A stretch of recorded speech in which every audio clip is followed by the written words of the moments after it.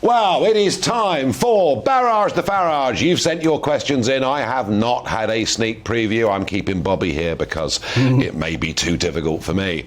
Let's get this show on the road. One viewer asks, with the censorship of comedy such as Little Britain, are we no better than China and other authoritarian regimes? I don't do impressions, but China. Now, Little Britain was, I have to say, I love Little Britain. Yes, I thought they were absolutely brilliant. Yeah.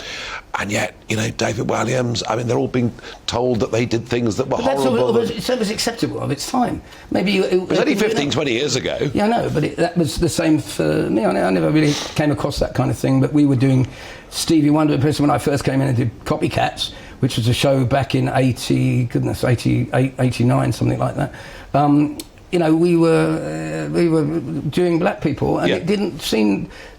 people didn't seem to have a problem with it, but now, of course, you couldn't do it. So the question is, are we becoming like China? China. I don't know much about China, really. I like their food. Right, he dodged that one. He dodged it very well. Ryan asks, will cancel culture eventually cancel itself? Ryan, I really believe, if you look back through many centuries, say in this country, you will see us going through really authoritarian periods followed by permissive periods. Yes. You think about Cromwell and the sort of almost reign of terror we had in this country, and by the time of the Restoration we had gin lane and debauchery on the streets of London. I haven't had much debauchery lately, I must be honest. Well, let's hope the pendulum swings quickly for Bobby's sake, shall we?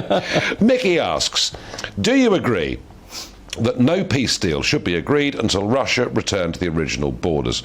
Mickey, what I was saying last night to my Talking Pints guest, the Ukrainian Member of Parliament, was we should have a dialogue. We should have a narrative with Putin, even if at this stage there are no sensible terms that can be agreed. Let's at least have a narrative along the lines of what Churchill said, that George Orr is better than war. And yes, I know Putin's done and his armies have done some truly frightful things, but that's not the point. What I don't want us to do is to box this guy completely into a corner where he might do something. It's more dangerous than ever now. Well, it is dangerous, isn't it? You scared?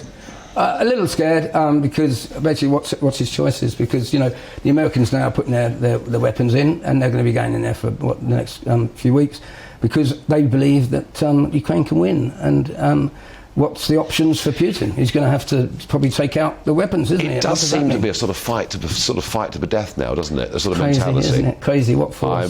I'm worried about it too. Strip of land or something. I'm worried about it too. I worry a lot. Chris asks, would you buy an electric car? And if not, how long do you think it would be before you buy one? Chris, you can't get a charging point even in central London. And I learned something the other day. There are commercial vans. Go on to the charging point, leave the van there all day and don't pay any parking fees. Electric car, Bobby, last Not for me. I was talking to Howard about it. You know the difference between paraffin and petrol, don't you? Well, there's two F's in paraffin and no F in petrol. And when I queued for this is going back, a couple of months, petrol shortage, I was queuing on the... it was hard, wasn't it? Yeah, on the hardcore there for, 3.5 hours. And I only wanted a Mars bar and a packet of crisps. And the thing is that, no, I wouldn't buy an electric car. No. There's no stopping Bobby Davro of that, there's no doubt.